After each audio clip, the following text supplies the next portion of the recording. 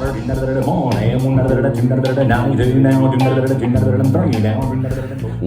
to the Better Bid Calling Podcast, a podcast designed with you in mind.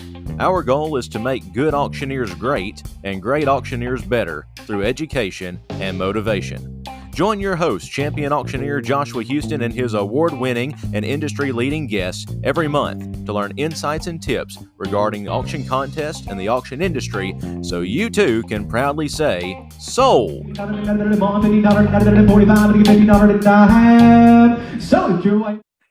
Welcome everyone to the Better Bid Calling Podcast. I'm Joshua Houston here today with a lovely gentleman that I call a good friend. Jacob, you and I have known each other for a couple of years now, meeting back at a year, the 2022 Tennessee Auction Contest is where we first met. And something about it, I don't know, you meet great people in this industry, and you and I just kind of struck up what I consider to be a great friendship and a great relationship. And I am very proud to have you on the podcast today. Well, thank you, sir. I'm happy to be here with the black belt of bibliography and the auctioneer himself. Well, I appreciate that. Jacob, let's kind of just dive into your background. I really, you're a great friend, like I said, but I really don't know anything about your family life or your background and upbringing. Are you a first generation auctioneer? I am a first generation auctioneer. I grew up going to a lot of real estate auctions, and that's kind of what pulled me into the industry. If I can dive into that one a little bit further if you'd like. Yeah, please do. So from 0 to 10, I was born and raised in Hobart, Indiana. Up there, up in Indiana, Dad used to have a furniture store. So I grew up probably going to a lot of furniture auctions. I can remember a few of them. He sold the business and we moved to Tennessee around 2007, and with a lump sum of money, Dad, being an entrepreneur and never one to let opportunity pass by, decided that he was going to take advantage of the 2008 crisis with the real estate that had happened. So we started buying up real estate to flip houses. So from, I guess, 10 up until I was about 20 years old, I went to every showing. I went to every closing. I went to every inspection. I was there in it. I can flip a house. I can do everything on the inside of them. But most importantly, I grew up going to real estate auctions. So growing up, flipping houses with Dad, obviously going to school, graduated, went to community college, quickly realized that was not for me. So me and a buddy decided that we were going to drop out and go to real estate school, which we did. Real estate is also, it's fun. Still not exactly my idea of a great career path as far as fun, having a good and fulfilling life. So a cousin of mine had sold about 100-acre farm over in Vonore, Tennessee. His name is Dean Williams, and Dean hired Kennedy Real Estate and Auction to have the sale of this property. So Dad and I, we went out there just to see how it went. And I had my real estate license at the time. The sale ends and Les drops the hammer. It says sold $900,000. And Dad's standing there and he nudges me and he goes, "Hey." And I said, "Yes, sir." And he goes, "That fellow in the cowboy hat up there?" And I said, "Uh-huh." He goes, "He made $90,000 today." And I said, "Hey, he got to stand in front of people. He didn't have to do DocuSign electric contracts. He didn't have to go through inspections and appraisals and all the stuff that comes with it. And he just got to sell this property and have fun doing it." I said, "Heck yeah, it sounds like the way to do it." So I went to auction school in 2019 at Nashville Auction School. In my opinion, the best auction school there possibly is. I'm not biased at all. And from there, I absolutely, day one, I fell in love with this industry so much. I mean, it is fulfilling. It's joyful. The work that I get to do to help people, I find it to just be, it's the greatest thing I've ever found in my entire life. I don't want to do anything else.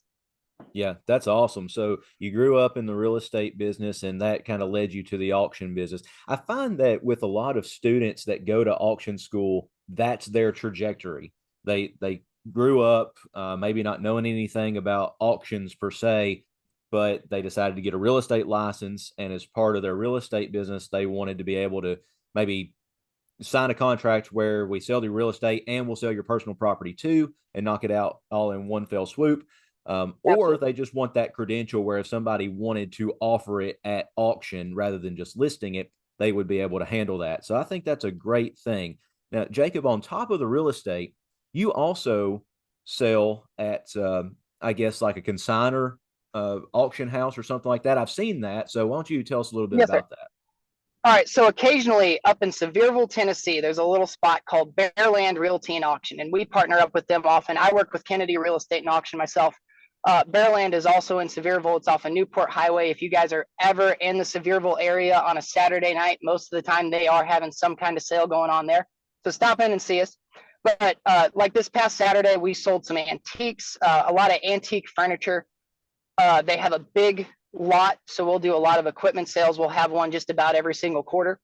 It's a great spot to be. It's a bit of a drive for me, but honestly, there's no other auction houses around here. So to get mic time, it's what you got to do it. Yeah. Well, I think the auction house proper, from my perspective, tends to be on the decline. More people Yes, are going online or just not doing it because antiques and glassware don't really have a market in today's. And there is one, but it's such a niche market. You don't have buyers from all over the country coming to your auctions anymore. However, absolutely, the ones that do have them do them right and do them well. for So, sure. And it's yeah, it's go ahead. it's a it's a sad thing as far as the antiques go. And don't get me wrong, I feel like yours and my generation. I don't think you're too much older than I am, but we just don't generally care. And obviously, being in this industry, it's kind of brought me a little bit closer to it. I'm starting to enjoy the antique side of it just a little bit more. But there's 1980s furniture, the 1990s furniture. It's all composite board. It's all just kind of stuck together, and it is what it is. It Sure. falls apart in 30 or 40 years. We sold furniture from the 1800s that was still standing strong. Few nicks and scratches. Obviously, time will do that to a piece, but I mean, it's just beautiful furniture that has lasted for generations, and it's neat when you think about the history that comes with it. Absolutely. And to your point, I think our generation, which I'm speaking as a millennial, and I suppose you are too, um, you might be Gen Z, I don't know, but I'm right on that fine line of in yeah, between. right.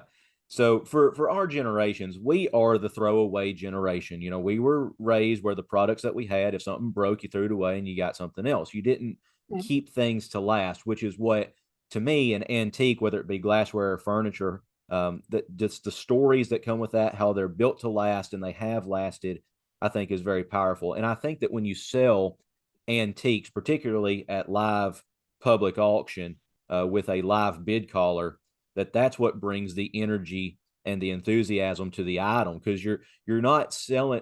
This is something that we'll talk about with contests. You're not Mm-hmm. selling an item, you're selling what the item could be. You're selling the Exactly. story of the item, and that comes alive in the live auction. Absolutely does. And to that point too, this past Saturday, a good buddy of ours, Rylan Shea, decided that he was going to pop in from Bowling Green, Kentucky.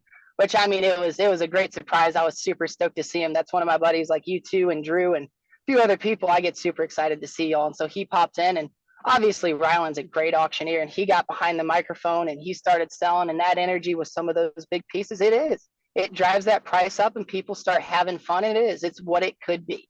Yeah. Yeah. Ryland's phenomenal. I need to call him. I have a bone to pick with him because he missed out on the Tennessee auction contest. Or no, Oh, what was it? Yeah, it was the Tennessee auction contest because yeah. he said he was down in his back. And I'm like, come on, man. You're not Yeah, that put on a bad. weightlifting belt and get behind the microphone. You're Yeah, good. yeah, you're fine. No, Ryland, in all sincerity, I hope he's doing fine, and glad to see, because I did see a little video of you two together at the sale, and Yes. it looked like a good time. Well, Jacob, for our listeners that we have a lot of listeners who are younger or at least novice. That's what this podcast is for. We obviously have seasoned people who listen as well, and I'm thankful for that.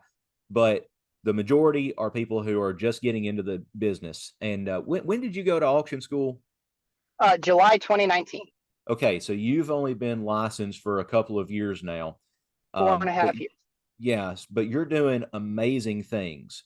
And it seems to me that as I talk to you about your life and where you are in the business now, that you're not so much focused on the right now as you are the future. Yes, So, sir. would you share with us what your plans for the future are with the auction industry or real estate, or kind of where you see yourself in 5 to 10 years?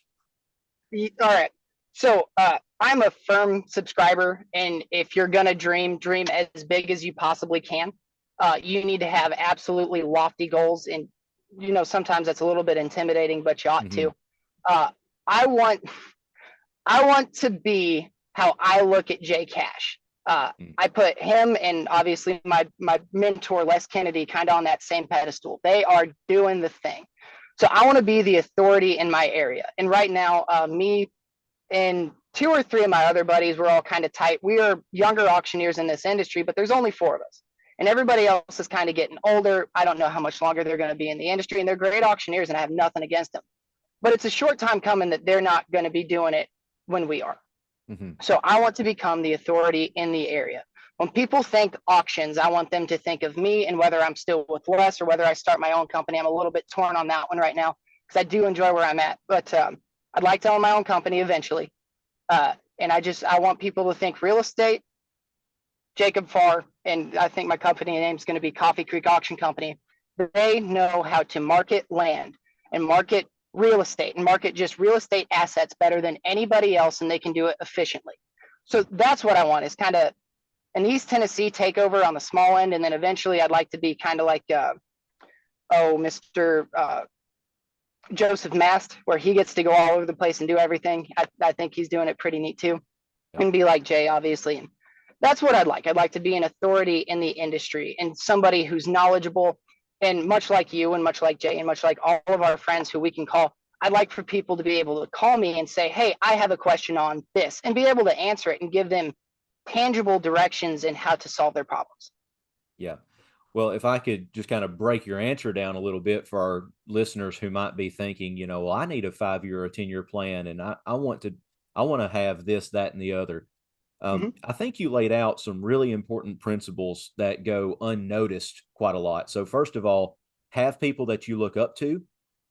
When you graduate auction school, you're a baby in the business, even though you've been trained well by professionals who are worth their salt, and they know their industry. Whatever school you go to, obviously I'm biased to Nashville Auction School as well, but whatever school you go to, you're going to be trained by professionals who are intelligent and know the industry. But you graduate as a baby, and you have to learn, Mm-hmm. and you will make mistakes, and you have to learn from those mistakes, and you've got to have a contact list of professionals in the industry that you can call, who A, will not feel threatened by you, and Mm-hmm. B, are willing to take you under their wing. And I will be the first to tell you, people like that in the auction industry are few and far between, which is one reason we do this podcast, because I want more people who are seasoned veterans in the industry to take the young guys or the new guys under their Mm-hmm. wing and show them the ropes, so we don't make the same mistakes that maybe they did, and we can help others as well. So that's number one. And number two is, you have to have aspirations. If you don't have a goal in mind, and you can have lofty goals, or you can have even small changeable goals, if you don't have those in mind, you're not going to get anywhere. You're just going to stay the same. And so I like what one psychologist said. He said, name one thing that you could do, that you would do, that would make a change in your life. And Mm-hmm. I live by that. One thing, it can be a small thing. Are you going to print out mailers and send them out to 100 people in your community? That's a very small thing that could have a huge impact. Are you going to call your state representative and ask to go Yep. eat lunch with them? And that leads me to the next question that I wanted to talk about, because I saw where you did just that. Tell me that story and how that worked out, Jacob. All right. So, first of all, shout out to the Tennessee Auctioneers Association. As far as people who you want information from, if you Absolutely. join, if In you're this in area, for sure. Tennessee, if you're in Tennessee and you want that list of people you can talk to, join the TAA. So, with that, Miss Addison Russell was talking to us, I believe this year at 2023 at the convention, and she said something that just kind of struck a nerve with me. I go to Day on the Hill. I think you went, and Shane and Drew, Greg Langford was there as well this past year, but I got to meet my state representative. That would be Mr. Monty Fritz, and I met Mr. Ken Yeager as well. But I took a real liking to Monty. Not that I don't like Mr. Ken, but he and I just kind of struck it off. We have mutual connections. Mhm. And I started learning what his principles were and what he stood on. I like the man. He's a great fellow. So I had a 50-acre farm, ag land, that I had sold this past, just a few weeks ago, actually. And I had called Monty's office and I said, sir, if you'd like to come out and say a few words, these are your constituents. And I mean, I don't think you're going to win over anybody new because I'm sure they're already voting for you. But if you'd like to come out and say a few words, I would be honored to have you. And he did that. Monty is a very busy man, especially during Christmas season. He's out shaking hands as you should as a politician. He's getting to know his constituents. But he came. He opened up with a story about David. He led us into prayer before the auction, and then he stood around. I mean, he hung around the auction. He shook hands, and we. I've been texting my state representative, so that's really rad. But yeah, it's shaking hands and making those connections, and that is something he'll remember it by. And if you need a change within your state, obviously Tennessee had kind of went through something similar with online auctioneers and eBay. Tennessee had made a law which kind of put those two together, and they're not the same. Right. And because we do have those connections with our state representatives and our senators, we got that law fixed in our auctioneers' favors. Yeah. And that's how it happens right there. Yep. I mean, the whole industry is based on relationships. I don't know of any industry for that matter that isn't based on relationships. So the better What the is the saying? It's not relationship, who you know, it's what you, or it's not what you know, but who you know. you bet. You bet. Yeah. And it's a great thing to be able to have those contacts. And we're Jacob and I both are in Tennessee. We have listeners all over the US. So if your state has an association, join it. The dues are not that expensive, and you will get so much more than what you pay in dues for sure with It's so education and worth it. relationships. Yep, 100%. Okay, now you talked about auction school. Talked about going to Mhm. Nashville Auction School in 2019. Um, why did you choose Nashville Auction School, and what are some things that you liked about it, and maybe describe the rigor of the week to someone who might be thinking about going to auction school? All right. So I chose Nashville Auction School because obviously their Google marketing is fantastic. I just Googled auction schools near me, and up popped Nashville Auction School in Tullahoma, Tennessee, which was a fun little misdirection right there. I thought I was going to Nashville, and I ended up about an hour and a half south. But so I chose Nashville Auction School obviously because it's super close. It was pretty much convenient for me. Uh, School when I went was Sunday to Sunday, 7 to 7. And you start off the day by learning your auction chant. And if you have any form of stage fright, they're going to push that right out of you because you stand up, and as a team and as a unit, you start chanting $1, $2, you run through your number brackets, and then they teach you some of the tongue twisters. And then eventually you're going to start selling in front of your friends. But it's so much more than just that. You do about an hour of that and maybe an hour at the end of the day. But what they do is they teach you the laws on not just ag and not just real estate, but all of it, estate. And they bring all these people in who tell you, they're experts in the industry and in their specific fields. And they explain to you some of the niche things that you might have to deal with. And it's 7 consistent days of just that. They give you homework. Obviously, our homework was not crazy, but they do give you homework. So there's a little bit of after school that you do have to do. Let's see here. What else happened? I think one of my favorite things that I learned, I know when Shane was on, Shane's the new, Shane and JD are the new owners of Nashville Auction School, or co-owners rather. They had said that in school, they used to tell us that only 20% of the auctioneers in this class would make it out of there. I love that. I love that challenge of, okay, am I going to be that one? I think I needed that more than anything else, but I do agree that, they're trying to pump out everybody to be successful. I also like Sure. that as well. And just, it's a lot of information in a 7-day period. You are definitely overloaded, but I'm telling you right now, when it came to your state exam and then on into being an auctioneer, I felt very prepared. Obviously, there's things you learn on the job, and school doesn't teach you everything because while it is 7 full days, it's only 7 full days. It's not a lifetime of knowledge. Sure. I was prepared. I knew how to handle things. And more importantly, I knew what I was getting myself into. Yeah. So I guess the reason I ask, and you're not the only one that I've asked about where'd you go to auction school and why did you choose to go there and all that stuff. And the reason that I ask those questions is because not every state requires, first of all, an auctioneer to have a license. Mhm. Some states are non-licensed states. And so you could just kind of start doing auctions out of the blue, and you might be the best. You might have the best bid calling chant there ever was, but never been to auction. And that's there's a lot of people like that, and that's great. Mhm. But I am a firm believer that your faith and your education are two things that can never be taken from you. That's And absolutely this correct. is my preacherness coming out, but I believe you should get as much of both as you possibly can. Amen. And so go to school, and it doesn't. I would love for you to come to Nashville Auction School, but it doesn't have to be Nashville Auction School. Go find a school that is going to fit what you want. I'll be the first to tell you, if you want to sit behind a microphone in a sale barn selling cattle, Nashville Mhm. Auction School has a great livestock section of the course. But somewhere like Worldwide or Western College of Auctioneering, that's going to be the place for you if that's what you want to do for your career. Nashville is great, but those are going to be better for that niche. And you just have to kind of weigh your checks and balances and figure out where you go is going to mean the most for you. That's what you have to do. So I'm glad you went to Absolutely. Nashville. I'm glad it worked out well for you. And I think for someone doing um, getting an auction license to go along with real estate, I think that's where Nashville Auction School really shines.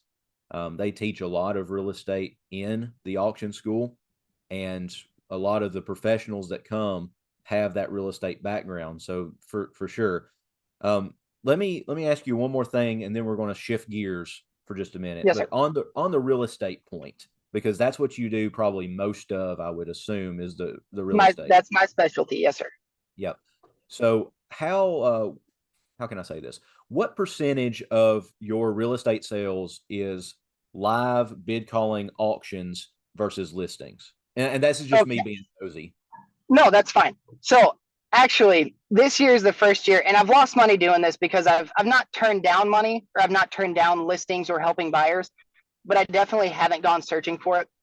I want to be known as the real estate auctioneer. I don't want to be known as just the guy who can list it or have an auction. I want to be the auctioneer. So this year, I've made 100% of my money through the auction method of marketing. And that Awesome. that was my goal for this year. That was my W, and I'm happy I got it. And next year, it's on to bigger and better things. Uh, Last year, it was about half and half. And then the years prior, I was probably having one or two auctions a year. So year one, I came out of auction school with the real estate auction. Year two, I had two auctions after that. Year three, I think I had four. And then this year, I think I've had six or seven. And I mean, I've been blessed. That Yeah. is the best way to put it. I was very blessed with the auctions that I had this year, the connections. I have a great support team behind me who pushes me in my business and thoroughly believes in me. And without them, I wouldn't be here, obviously. Like you said, it's connections based completely.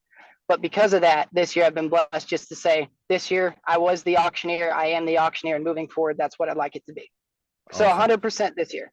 Great. Well, I think that raises a very good point that when you get started, um, you're not going to be at the pinnacle when you first start. There is a growth process. You just laid it out. You went from Yeah, 1 to 2 to 6 or 7, and next year you might have 10 to 12, and maybe even more than that. And I hope that for you. I know it's a lot of work to put in for a real estate sale, but congratulations, man. I couldn't be more thank proud you, of the sir. growth that you're having. All right, let's Thank you. switch gears for just a minute, Jacob, and talk about contests, because that's where you and I met. We met at the Yes, sir, it is. TAA contest in 2022, and um, it was a pleasure to meet you there. And you are a phenomenal competitor. You're a phenomenal auctioneer. You had a great chant, great stage presence.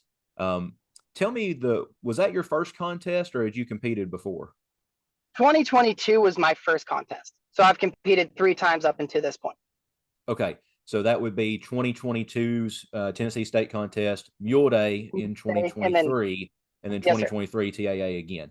Yep, and I was privileged to be at all three of those because I mean they're in Tennessee, and I'm going to go Yeah, at least to watch if I can go and support my guys. I've got a lot of you guys that I love and want to cheer on, and you cost me a lot of money, Jacob. Let me tell you, if I those bid on Stanley your items, Cups. you cost me a lot of money. But my wife uses hers every single day. That Good. Stanley Cup. Good grief. So your first contest was a TAA contest. Um, how do you go about preparing for a contest? Uh, in my opinion, I have a buddy. which I need to get my own system. I have a buddy who has a microphone system. I think practicing behind a microphone as often as possible, preferably in front of a crowd, but just behind a microphone can help you tremendously. I think this past year in 2023, it's what really helped me out a lot. Um, Run your number brackets until you hate yourself. It just run it. If you're running down the road and you're listening to music and you're coming up to a competition, you should be running your number brackets. Practice about an hour at least every day after you hate yourself for your number brackets. That's after you hate your number brackets. And then moving into it, I make sure I have everything prepared. My suit is ready to go a week in advance. I do not like to go to a competition and have, I'm not sure if my suit's going to be back from the cleaner. It's ready to go. It's in a pressed bag. It's vacuum sealed for the most part. My shoes I've polished. They're tied. They're ready to go. My tie most of the time is pre-tied for me, so I don't have to worry about it. And look at the items, because you bring your own items to Mule Day and to TAA. What are you going to say about those items? Have it planned. How can they benefit people? Be a salesman of your items. Like when I get up there and I have a Yeti cooler, I have a saw blade. You know, like you said, you're not selling the item, you're selling what it could be. Well, I have this cooler, and I've not quite made this one work out the way I want it to be, but the way I want it to sound is, hey, this is a nice Yeti cooler. We have it here today. Where else are you going to store your ice cream after a nice long auction day for a cold treat after you're done? Something like that. Make it fun, make it salesman-y, because if you can get people to smile and have a little bit of fun, they're going to be more apt to bid. The more they bid, the more you get to shine being an auctioneer, and that's what you're there to do. So prepare your items, make sure they're good to go. And outside of that, just your chant is subjective. So go into it with an open mind and understand you might not win just because of the judges, or you might win just because of the judges. But go in the best prepared you can be, which is obviously you're practicing and your items are prepared and ready to go. Oh yeah. I love what you said there at the end. Your chant is subjective. That is 1,000% true. You may have a panel of judges where one of them loves it and three of them hate it, but your chant is this is where I'll give David Whitaker credit. He said this to me a few years ago when I was competing in Mule Day, and I think he was a judge that year. And he said, remember your chant is only like 1/5 of the scorecard. What if you get 4/5 of the scorecard as tens and then 1/5 as a 5, you're still going to be sitting pretty well. There are a lot of people who compete, and I mean this with all the love in my heart, who have subpar chants, but who win contests. And one reason is because they hit every other part of that scorecard. So absolutely, your chant's subjective. And I would say too, just about everything on that scorecard is subjective to the idea of the judges. I have known judges to mark down contestants because they had facial hair. That's quite subjective, in my opinion. Yes. And I would, I'm not going to throw a fit about it because to each their own, but that, things like that can be kind of petty, but that's their opinion. They're the judge. So that's what they have to do. Now, you talked about practicing with a microphone. This is a controversial opinion.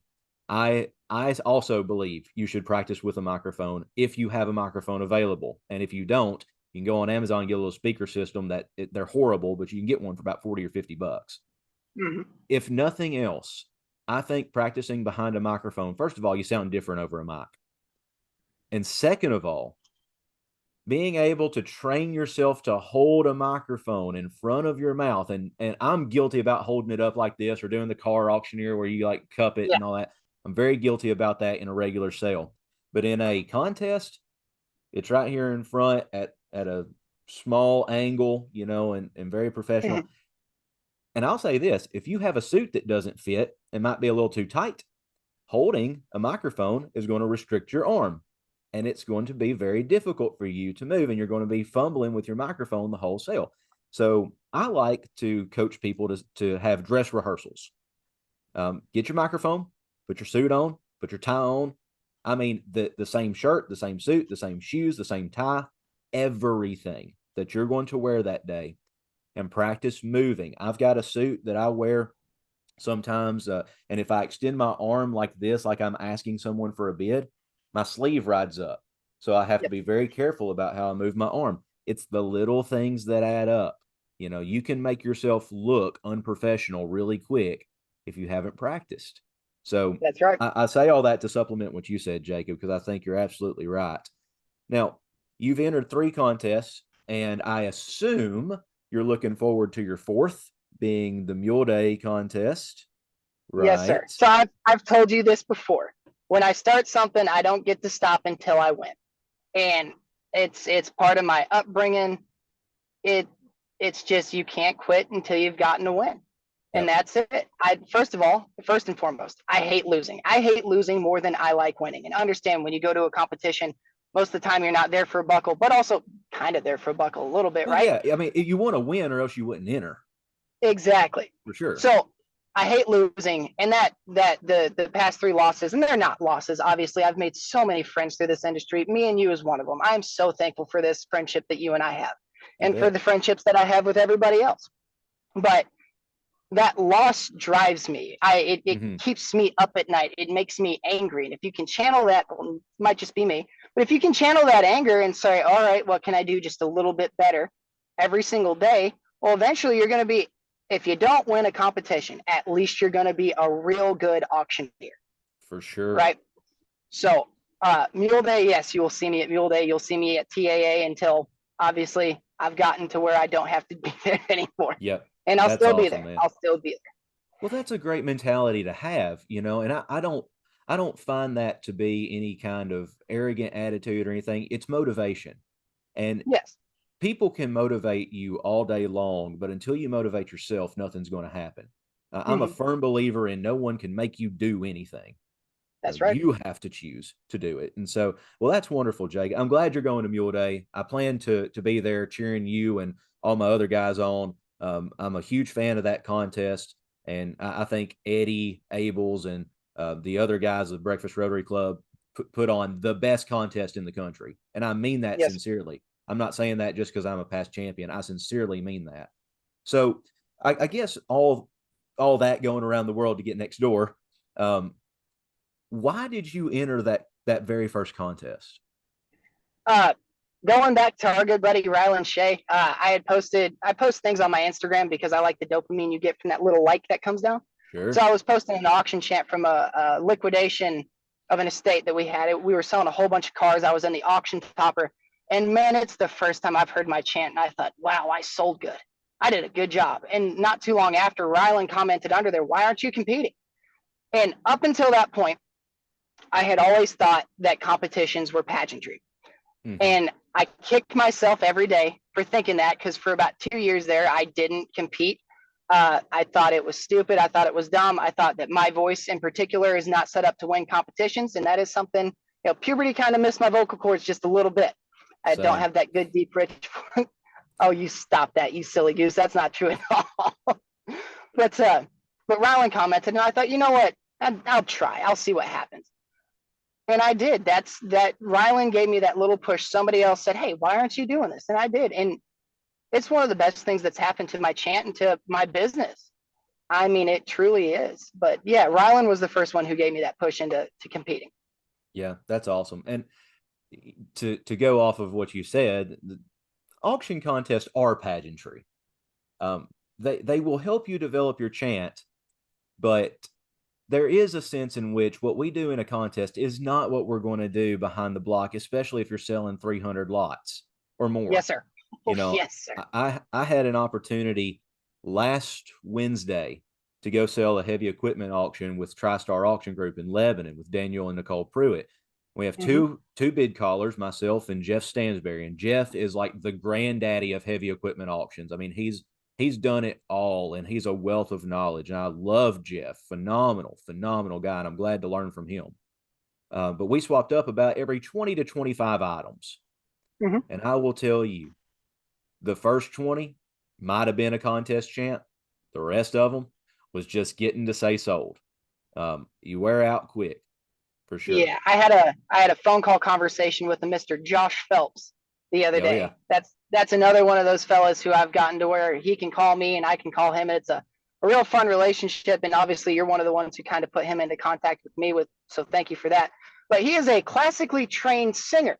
So if I have vocal questions, and I've hired a vocal coach, but I call him occasionally from time to time, and he was telling me that oftentimes we try to go 100%, 100% of the time, Oh and yeah. that will kill your voice. So you need to sit somewhere in between 45 and 60%. Find a good rhythm, sound, clarity, and rhythm are your main things. That speed will slow is smooth and smooth is fast, right? You bet. So find that good rhythm, find that clarity, and you'll be okay. Yeah. I had an opportunity, I guess, at the beginning of this year to go sell weigh cows at a local sale barn, which is where Jacob Massey was the auctioneer. Now, Jacob and I have known each other for years. Right. I went to college with his brother. My dad has worked with his dad doing auctions, so I knew him before he was famous. I'll give that claim. Now, I went in, and of course, I have allergies real bad, so cattle sale barn got me tore up, and I was popping every pill in the world trying to get through. And I got done, and of course, that was on a Monday night, and having to, I talk for a living. I preach and sell auctions, so if I don't have a voice, it's going to be rough. And I was done. I was talking to Jacob, and Jacob said, "Listen, we have a microphone for a reason. Let the microphone do the work." That's right. And that, I think, was the first time that I really realized when you're behind the block selling 100, 200, 300 items, or however many you have, in some cases, like in Jacob's case at the Mid South Livestock in Unionville, we'll have somewhere between 800 to 1,000 head of cattle. That's a long day. And Yeah, he's it the is. one guy. He's one guy selling all those. And I know other guys, like I had Blake McDaniel on a couple of months ago, and Blake would Mm-hmm. sell a car auction in one state and then travel to another state and sell another car auction and then travel In again and sell preparation, two yeah, livestock markets. And I mean, it's so, yes, let the microphone do the work, know your absolutely. voice. And I think that's very sound advice. And Josh has his PhD in like vocal performance or something like that. I mean, he's not he's not a dummy giving it advice. Yeah, The man knows what he's talking about for sure. absolutely. Yep. So that's great. I'm glad y'all are hooked up together, and I think if anyone had the ability to get hooked up with Josh, that'd be a good resource for you. So Yes, sir. let's build on that, Jacob. What's something that you do to kind of take care of your voice and that you found that works? Maybe just ensuring that you have that voice quality when you're behind the mic. All right. Uh, First and foremost, your body position while you're selling behind that microphone matters a lot.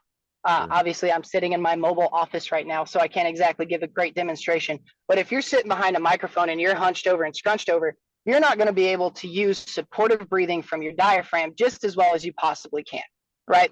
Another thing would be is you need to, I was just told this the one the other day, when you're behind that microphone, settle in.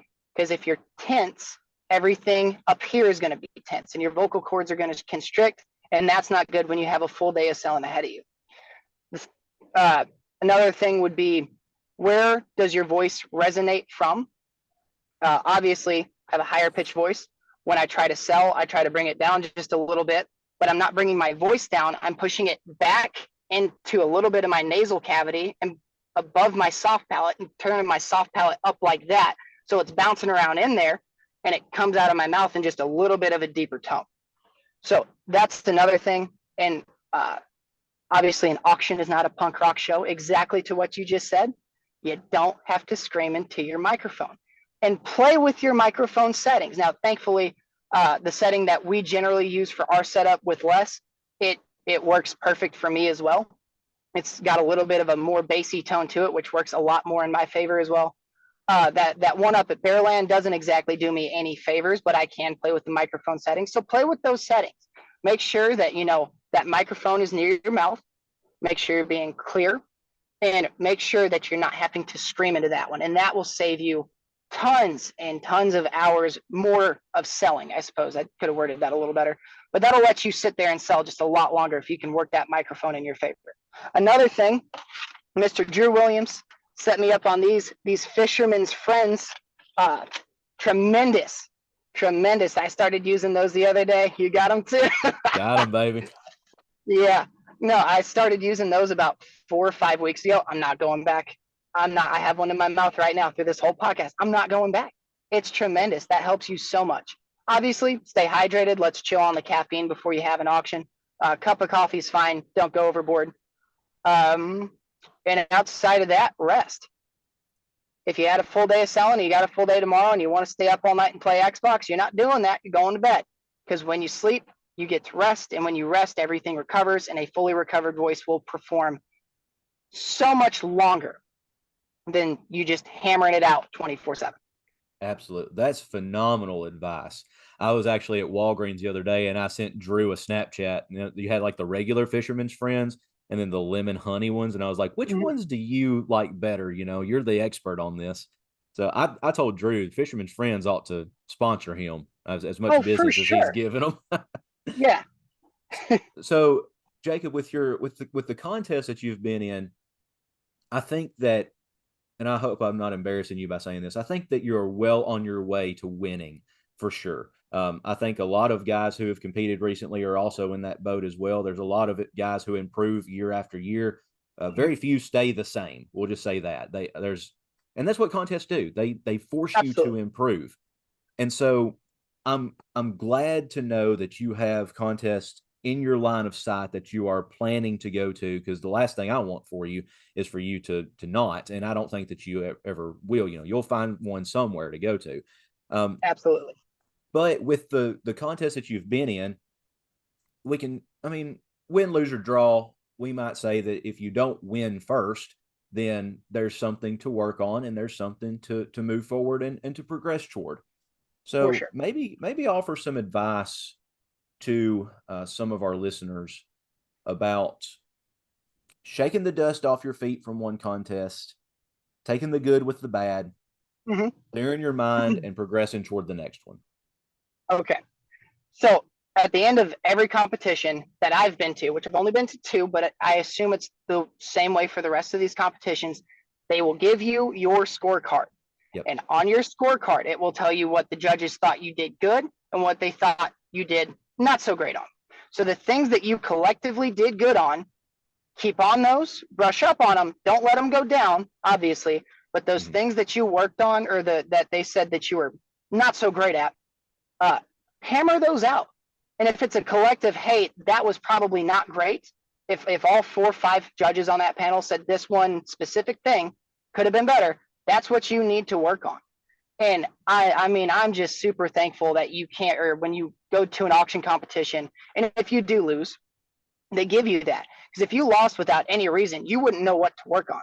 But Sure. with the ones that give you your scorecard, they're just telling you what to do better. And if you can do that better and obviously keep the things you do good, great, and excel those other things, you're in the money right there. They tell you what to do better. Yeah. So I think, Absolutely.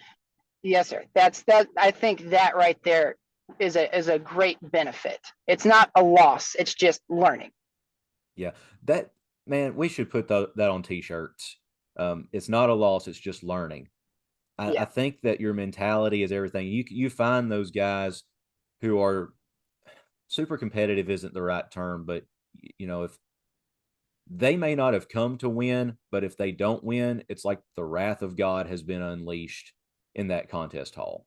And I Mhm. understand being upset either at yourself or maybe at an unfair judge, because you have unfair judges. Judges are humans and they have their idea, and I may or may not agree. There's been many times where I've been in contests, I didn't agree with the play. There's been many times where I have judged contests that I didn't agree with the placing Right. of the top three because I had them pick some other way.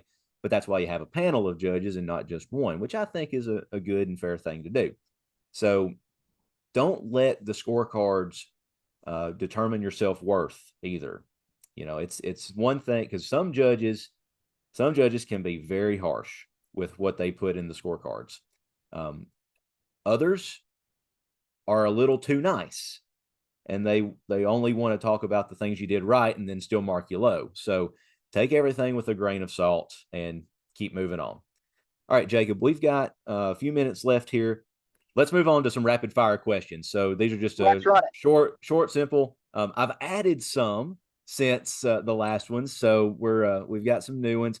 So just yes or no or short couple sentence answers here.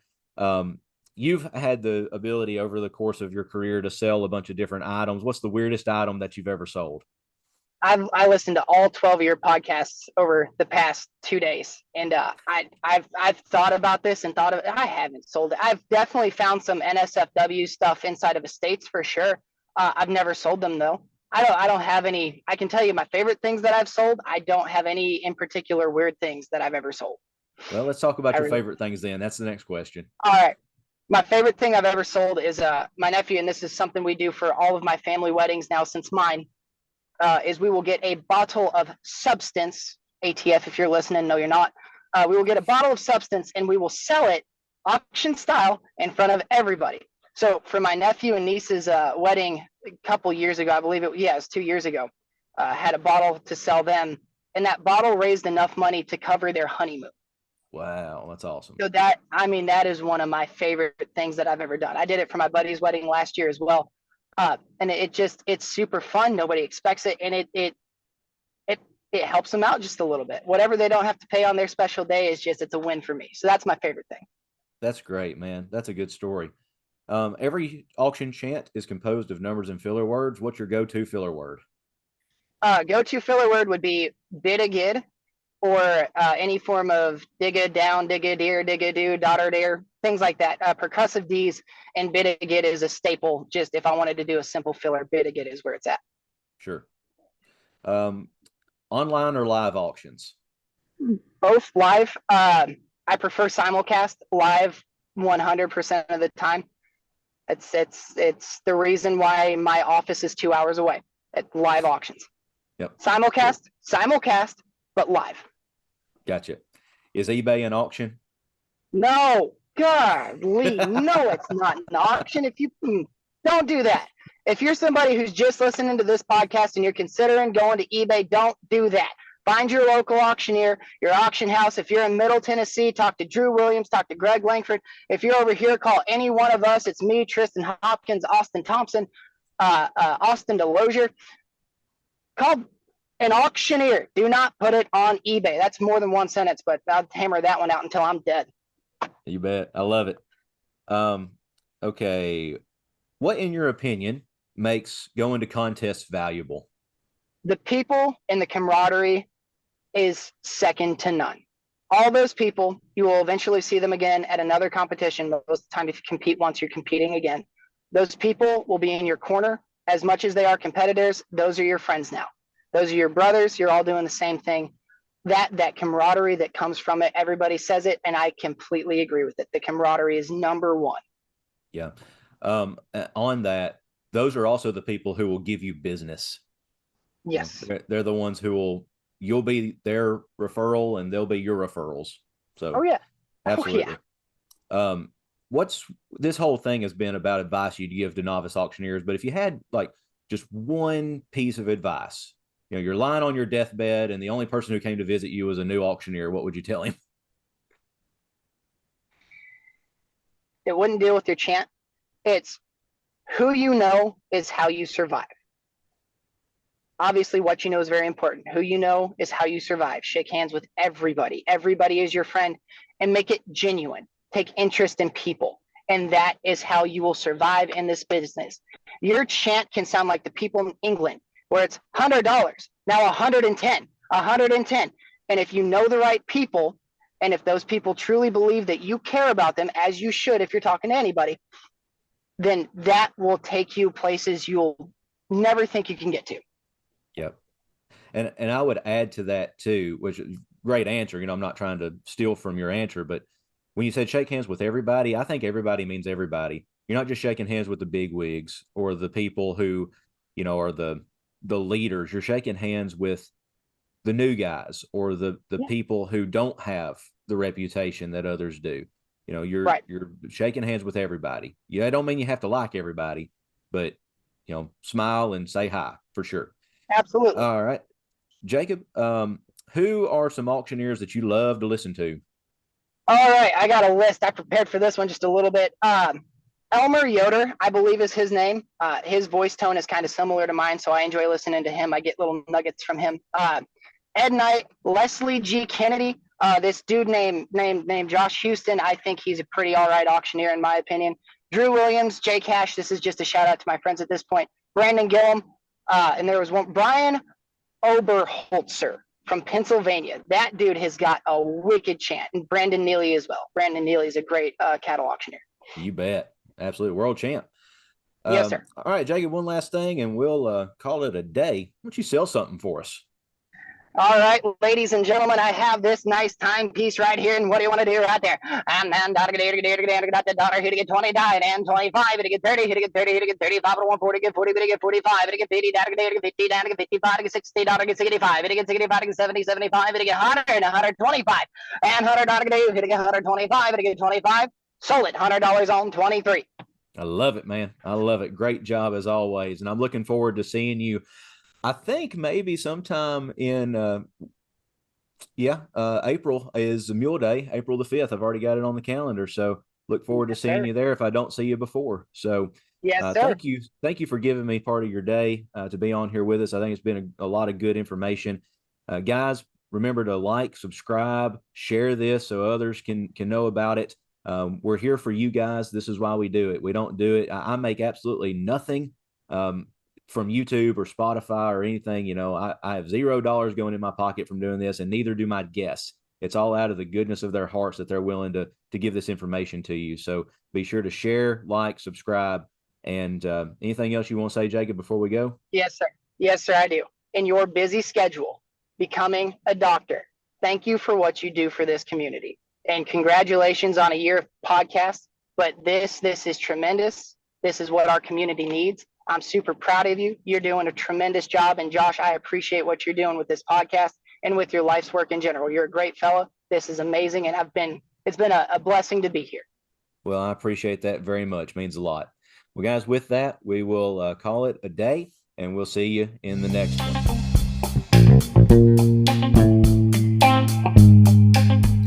You've been listening to the Better Bid Calling podcast. If you would like to sponsor an episode, please contact us at betterbidcalling@gmail.com.